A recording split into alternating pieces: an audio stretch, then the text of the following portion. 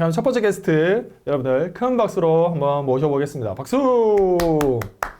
네, 안녕하십니까. 네, 저는 행크에서 22년도 2월 달에 입문해서 현재 2년 1개월 정도 활동을 하고 있는 차명재라고 하고요. 저는 행크에 입문하면서 투자를 시작을 해서 현재 아파트, 오피스텔, 상가, 택지 관련해서 이제 뭐 청약과 일반 매매, 경공매 등으로 이제 매입을 하면서 투자 활동을 이어오고 있습니다. 카페 사업 저건 뭐예요? 지금 오른쪽에 보시는 것처럼 구봉산 전망대를 저희가 공매로 낙찰 받아가지고요.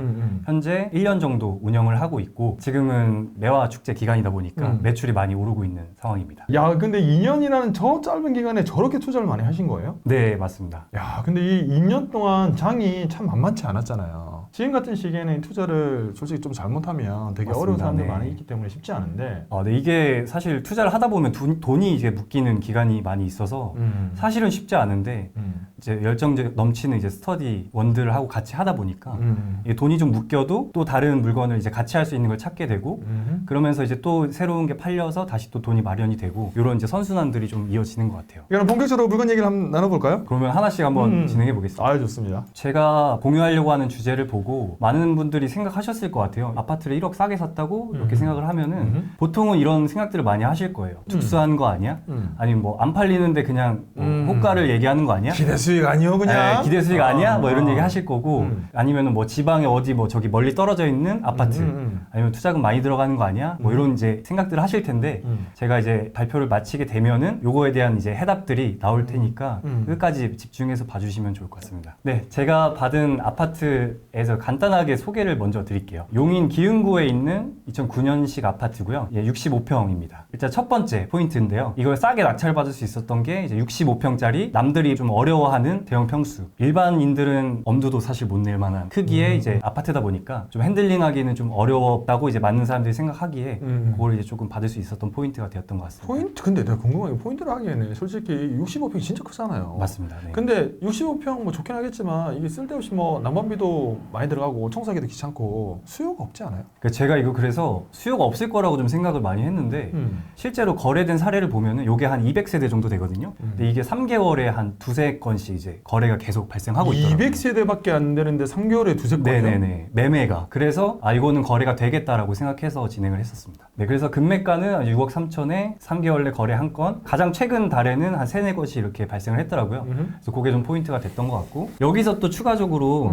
투자금이 적게 들어갈 수 있었던 포인트였는데요. 전세 4억으로 세팅을 하게 되면 저희가 이제 낙찰받은 금액이 5억 1,900인데 한 1억 1,900이 들어가잖아요. 그쵸. 근데 월세가 지금 현재 시세가 1억에 180이거든요. 1억에 180? 예, 월세가 생각보다 많이 나옵니다. 정말 이 서울 도심권 또는 경기 이 서울에 붙어 있는데 아니면 1억을 잘 안 가는데 용인이잖아요. 네네네. 왜 이렇게 월세가 높아요? 그러니까 여기가 지금 KB 시세가 6억 7천 정도가 되거든요. KB 시세는 6억 7천? 네. 그래서 저희가 이제 5억에 받았으니까 그 5억의 그 채권 최고액이 이제 120% 거기 플러스로 이제 월세 1억까지 해도 충분히 그 KB 시세 안에 이제 커버리지가 되기 때문에 그렇기 때문에 이제 1억까지도 보증금을 맞출 수 있다라고 이제 부사님 말씀을 해주셨고요. 그렇기 때문에 이제 그렇게 세팅을 할 수가 있었습니다. 5억에 받았으니까 네네네. 보증을 1억 하더라도 이게 뭐 보증보험이라든지 이런 게 가입이 돼서 네네. 보증금을 맞습니다. 높여도 괜찮더라 이 네. 말씀이신 거죠? 맞습니다. 두 번째 이제 저희가 받을 수 있었던 포인트인데요. 네. 기존 낙찰건하고 매매의 실거래가 차이입니다. 실제 실거래가 2023년도에 6억 2천, 뭐 6억 8천 이렇게 거래가 되고 있는데요. 네네. 저희 물건 바로 전에 낙찰이 됐던 아파트가 이제 평수가 보시면 동일합니다. 동일한데 아래 거 5억 3,500에 낙찰이 되었거든요. 실제 실거래되는 가격과 낙찰된 금액이 1억 이상 차이가 났기 때문에 그리고 보시면 입찰자 한 명이거든요. 요거는 저분이 없었으면 흐를 수도 있었던 물건이었기 때문에 저희가 요 포인트를 잡고 요것보단 좀 저렴하게 들어가도 낙찰 받을 수 있겠다 이렇게. 네, 그래서 이렇게 해서 저희는 1억 저렴하게 낙찰을 받았고요. 이 물건을 받았던 타임라인을 조금 간단하게 소개시켜 드리려고 이렇게 전체 일정을 쭉 가져와 봤고요. 총 일단 4개월에 걸린 거예요? 네, 맞습니다. 12월 달 초에 낙찰을 받아서 낙찰 받은 기간 동안에 제가 대출을 한 30군데 정도 알아보면서 사실 이 부분이 조금 어려웠어요. 그러니까 왜요? 소득이 많이 없는 상황이다 보니까 이걸 이제 낙찰가를 80% 80% 받고 싶었는데 처음에는 사실 못 받을 거라고 생각을 했었는데 알아보다 보니까 80%까지 받을 수 있었고 이율도 6%대, 5%대 후반 얘기하지만 저희는 4.5%로 대출을 받았습니다. 괜찮네요. 네. 그리고 여기 추가로 하나 더 팁이 있는데 이제 보통 법무사비가 대출을 조건을 좋게 받게 되면 그걸 이제 법무사비를 좀 많이 부르시는 경우가 굉장히 많거든요. 맞아요. 저희 법무사비도 굉장히 싸게 했거든요. 얼마쯤에 했을 것 같으신가요? 저 대출 80% 받고 저 정도 금액이면 요즘에 아무리 못해도 법무사비만 한 80만 원, 100만 원 달라고 할걸요? 저희는 40만 원에. 40만 원에? 네, 사전에 협의를 해가지고 그렇게 진행을 했습니다. 협박한 거 아니에요? 40만 원에? 네. 그 이제 중간에 저희가 대출 여러 개를 알아보면서 네. 좀 어떻게 보면은 대출 상담사분들끼리 이렇게 경쟁이 되게끔 맞추다 보니까 예, 더 이렇게 협의를 해주시면서 최종 이제 법무사비까지 저렴하게 해주셨던 사례입니다. 법무사비 때문에 막상 이 대출 받고 나면 마지막에 대출 금액 다 픽스되고 나서 법무비 조율하려다 보면 높은 경우가 되게 많거든요. 이렇게 미리 조율하시면 굉장히 좋습니다. 좋아요. 그 다음에 명도는 저희가 잔금 전에 이제 완료를 했고요. 이제 집주인분하고는 말 한마디 없이 깔끔하게 명도를 했습니다. 수화로 했어요? 어떻게? 명도 이런 것도 되게 궁금해하잖아요. 저는. 네네네. 사실은 저기 집주인분하고 연락은 잘 안 됐고 저희가 이제 관리사무소 통해서 이제 연락처를 남겨서 연락을 주셨는데 네. 집주인분이 주신 게 아니라 대리인분이 그분이 이제 연락을 오셔서 협의를 잘 해가지고 네. 100만 원 정도로 이제 지급해드린 조건으로 마무리했습니다. 100만 원 주는 걸로 그냥 명도는 끝? 예, 그렇게 명도를 마무리했습니다. 65평인데? 예. 대리인 들어와서 대리인 딱 얘기하길래 더 이게 이사비 많이 달라고 하고 빡셀 줄 알았는데 네. 더 쉽게 그냥 맞습니다. 각자가 서로 삼자 화법을 써가지고 서로가 서로를 속이는 서로가 서로를 속이는 그런 그런 방식으로 좀 진행이 됐고요. 네, 그렇게 됐고 네, 그렇게 해서 이제 명도가 완료가 된 다음에 비밀번호를 받아서 이제 수리를 하려고 문을 열었는데 집이 너무 깨끗한 거예요. 집이 어떻길래? 집만 있고 네. 아까 이제 보셨던 것처럼 대리석 그다음에 이제 완전히 다 깔끔하게 돼 있었고 사실 저희가 수리비를 원래 이걸 좀 생각을 하고 사진도 없어요? 사진 혹시? 사진은 뒷장에 나오는데요. 뒷장에 사진을 보시죠. 이야. 저희가 이제 열심히 쓸고 닦긴 했지만 특이하게 뭘 한 건 아니고 그냥 딱 그러게요? 요 정도 상태였습니다. 야, 이거 나름 처음에 분양했을 때는 꽤 고급 자재를 썼다고 했을 것 같거든요. 네. 괜찮다. 아주 깔끔하게 지금 돼 있고. 물론 뭐 사진이 조금 더 잘 나와서 현장에 갔을 때는 뭐랄까 사용감이 좀 많이 있긴 하겠지만 네. 전반적인 느낌 자체가 좋네요. 네, 그래서 들어가자마자 깔끔한 상태로 돼 있었고 쓰레기가 정말 많았어요. 쓰레기가? 네, 그래서 쓰레기야, 이제 이 상태를 이렇게 거의 한 5번 정도를 왔다 갔다 한 것 같습니다. 이런 이제 쓰레기 더미를 가지고. 근데 여기가 그러니까 저도 아직 이런 고급 아파트에 못 살아봐서 이제 잘 몰랐는데 주민분들이 정말 친절하시더라고요. 그래서 이거 왔다 갔다 할 때도 전혀 불편한 그런 거 없으시고 그냥 아유 고생하신다 이러면서 되게 잘 해주셔가지고 나중에 꼭 이런 데 살아야겠다 이런 생각을 좀 했습니다. 약간 여유 있는 사람들이 기본적으로 좀 여유가 있어요. 그래서 잔금을 내고 나서 사실 조금 인고의 시간이 있었어요. 한 달 반 정도. 한 달 반? 네, 조금 이제 인고의 시간이 있었고 전세를 놓을 거냐 이런 이제 얘기도 많이 했었거든요. 근데 저희는 이제 플랜이 그 월세 세팅을 하려고 했던 플랜이었기 때문에 전세는 이제 최대한 안 하고 월세로만. 전세는 얼마였어요? 전세 4억 얘기를 했었어요. 전세는 4억, 5억에 받아 전세를 세팅하기에는 좀 애매했을 거고. 예. 그랬을 때 우리가 하는 방법 있잖아요. 어떤 전세를 만약에 세팅한다고 했을 때는 선수인을 조금 남기고 여러분 보증보험, 전세 보증보험 하도 사기가 많아가지고 전세 보증보험 불안하다 생각하는데 절대 그런 거 아니고요. 선수인에 있으면 그 뒤에 보증금을 보증보험 가입하는 게 있거든요. 네네. 그러면 전세가 원래는 전세가 4억이면 이럴 때는 전세를 3억 5천, 정말 적게는 3억 정도에 딱 나오면서 선순위 2억 정도를 남기는 거예요. 2억, 1억 8천 정도 남겨서 세팅을 딱 하면 최종 들어가는 돈이 그것도 3, 4천만 딱 들어가게 전세가 온다면 네. 그 방법도 혹시 생각을 해보셨어요? 네, 그것도 좀 같이 생각을 했었는데 아까 이제 앞선에서 말씀드린 것처럼 여기가 월세가 되게 잘 나오는 단지거든요. 근데 선순위를 세팅을 하게 되면 그거에 대한 이자를 계속 저희가 지불을 해야 되는데 근데 이걸 이제 세팅을 월세로 하게 되면 지금 현재 월세가 이자보다 훨씬 더 많이 나오는 상황입니다. 그래가지고 추가로 계속 매달 내는 돈 없이 2,300만 원으로 세팅을 할 수가 있었기 때문에 그거를 조금 집중해서 그렇게 해서 한 달 반 만에? 한 달 반 만에 임차가 이제 맞춰졌다는 연락을 받아서 2월 26일 날 계약을 했고요. 네. 내일 잔금이 들어옵니다. 그렇게 해서 최종 바뀌는 돈이 얼마? 최종 박힌 돈이 2,300만 원. 월세를 맞출 때 이렇게 저희는 전단지를 만들어가지고 네. 예, 부동산 사장님들한테 이렇게 문자로 좀 많이 보내드리고 전화 이렇게 드리면서 한 300군데 정도 내놨던 것 같아요. 300군데? 네. 이제 300군데 뿌리면 예. 연락이 그렇게 많이 와요? 그 연락은 한 뭐 4, 50군데 와서 이렇게 전화 드리고 아하. 예, 그다음에 얘기하고 이렇게 했었던 것 같아요. 다 연락은 안 오더라고요. 이렇게 세팅을 할 때 사실은 그러니까 저희가 처음에 이렇게 조사를 했을 때 네네. 이걸 이제 저희가 전화 임장을 했거든요. 그래서 전화 임장하면서 부동산이 조금 이렇게 잠깐만, 운전박대를 잠깐만. 네, 그 직접 안 갔어요? 한 번도 안 갔습니다. 그건 이제 뒤에 나오긴 하거든요. 네, 낙찰 받고 명도 끝날 때까지 한 번도 가지 않았습니다. 한 번도 안 갔다고요? 네, 한 번도 안 가고 낙찰 받았다고요? 맞습니다. 아이 정리 이거 위험한 정년이네. 그래도 한 번은 가야죠.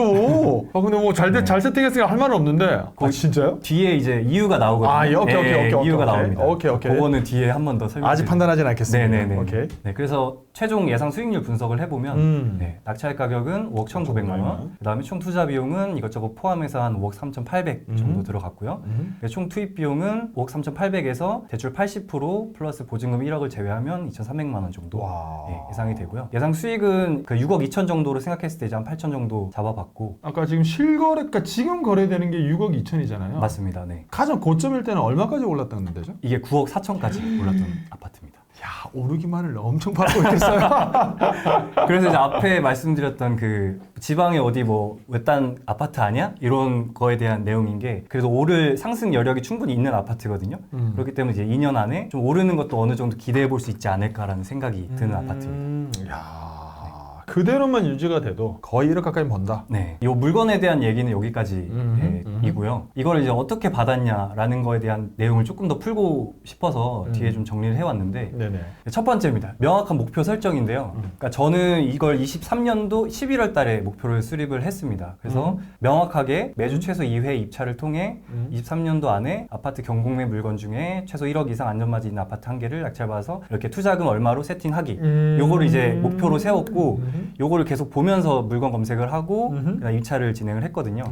그래서 이렇게 구체적으로 세워놓고 계속 이걸 보면서 방향성을 점검하면 되고요. 그다음 두 번째는 실제로 할 수 있는 이제 루틴을 좀 잡아봤습니다. 매주에 월요일과 화요일은 물건 검토를 하는 날. 아 월하네. 네. 네네. 그다음 수요일 날은 검토했던 것 중에서 어떤 걸 입찰할지를 선정을 하고, 그다음 목금토일에는 이제 전화 혹은 임장으로 입찰 물건과 임장 조사를 하는 이런 루틴으로 잡아봤고요. 요거를 계속 매주 지키려고 좀 노력을 했습니다. 근데 제가 아까 앞전에서 전화 임장을 했었다고 네네, 했잖아요. 네네. 제가 이제 회사를 다니다 보니까 매번 이렇게 임장을 가기가 좀 어렵거든요. 그러다 보니까 물건을 정리할 때도 최대한 포인트 위주로 짧게 시간이 많이 안 들어가게끔 하고 조사는 이제 전화 위주로. 대신에 이제 전화를 했을 때 금매가, 뭐 임대료, 전세, 월세, 그다음에 거래가 실제 되는지 이런 것들을 조금 리스트로 쭉 적어가지고 확신이 생길 때까지 전화를 했었습니다. 저런 게 되게 중요한 거거든요, 여러분. 아무것도 아닌 것 같지만 최소 3개 부동산 이상, 그리고 딱 들으면서 잘한다는 생각이 드는 게 이 부동산의 임장을 몇 군데 여러분 해야 될까요? 부동산 임장을 갈 때 내가 한 군데 가야 된다, 두 군데 가야 된다, 뭘 물어봐야 된다, 이런 게 아니에요. 부동산 임장은 딱 한 줄로 요약하는 거예요. 어떻게? 이 물건에 대한 내가 확신이 들 때까지 하는 게 부동산 임장이에요. 부동산 한 군데만 가도 정확한 정보를 내가 들었다 판단이 되면 한 군데만 가도 되고, 그런데 한 군데 모르겠어. 그럼 두 번째, 세 번째 가서 확신이 들 때까지 하는 건데, 그런 멘트를 쓴다는 것 자체가 투자에 대한 맥락을 정확히 알고 있는 거 아닌가라고 생각이 듭니다. 그리고 이제 그 선생님도 항상 말씀하시지만 물건을 이제 한두 개를 보는 것보다는 최대한 많이 봐야지 제가 이제 수익을 볼 수 있는 물건의 폭이 좀 넓어지는 그런 거기 때문에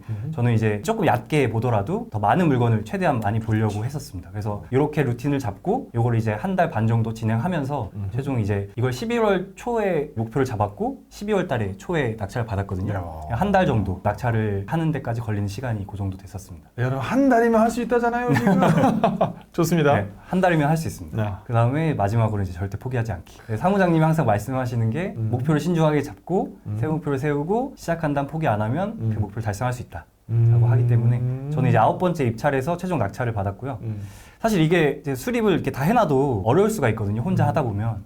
그러니까 혼자가 힘들면 이제 같은 방향을 바라보는 동료를 스터디를 통해서 찾던지 아니면은 뭐 주변에 이제 열심히 하시는 분들을 통해서 찾던지 해가지고 같이 가면은 좋을 것 같습니다. 그럼 마지막 저건 뭐예요? 네, 마지막은 목표를 수립하면서도 제가 생각했던 건데요. 부동산 투자의 원칙, 이것도 사무장님이 말씀해 주셨던 건데 싸게 사고 그다음에 최소한의 자금이 묶이게 할 것. 그래서 이게 아까 제 목표 뒤쪽에 8천만 원으로 세팅한다 이 목표를 넣어놨던 게 최소한의 자금이 묶여서 이제 또 다른 투자를 할 수 있게끔 하려고 두 번째 거를 많이 신경 쓰려고 노력을 했었습니다. 큰 돈 들이면 누구나 할 수 있는 거죠. 얼마나 맞습니다. 작은 투자금이 들어갈 수 있을 것이냐 이게 굉장히 중요한 거라 또 이게 투자금이 없으면 산소호흡기를 저는 뗐다고 하거든요. 돈이 없으면 의지도 다 박살나요. 그래서 최소한 투자금을 들이고 그러면서 다른 투자를 또 이어나갈 수 있도록 하는 게 굉장히 중요한데 굉장히 잘한 것 같습니다. 오늘 정말 좋은 사례 잘 들었고요. 여러분들에게도 큰 도움이 됐을 거라 생각하고 저도 강사의 위치에 있지만 이렇게 학생분들을 보면 자극을 받아요. 자극을 받으면서 나도 또 한번 분발을 해야겠다라고 생각이 듭니다. 선의의 경쟁자이자 동반자가 되어서 앞으로 좋은 물건 서로 잘 해나가면 좋을 것 같습니다. 마지막으로 우리 시청하시는 분들에게 한 말씀 부탁드리겠습니다. 이번에 이렇게 경매 낙찰을 받게 되면서 좀 봤는데 그 낙찰가가 확실히 지금은 많이 떨어져 있는 것 같더라고요. 그래서 제가 이제 목표한 내용도 너무 좀 동떨어진 걸로 보일 수도 있지만 또 이제 선생님한테 배운 내용을 가지고 구체적인 목표를 하다 보니까 되더라고요. 그래서 이제 많은 보시는 분들도 충분히 하실 수 있으니까 자신감 가지고 꾸준히 하다 보면은 이렇게 낙찰 받으실 수 있을 거라고 생각합니다. 알겠습니다. 어쨌든 좋은 사례 공유해 주셔서 감사드리고 네. 더 큰 수익으로 마무리됐으면 좋겠습니다. 감사합니다. 네, 감사합니다.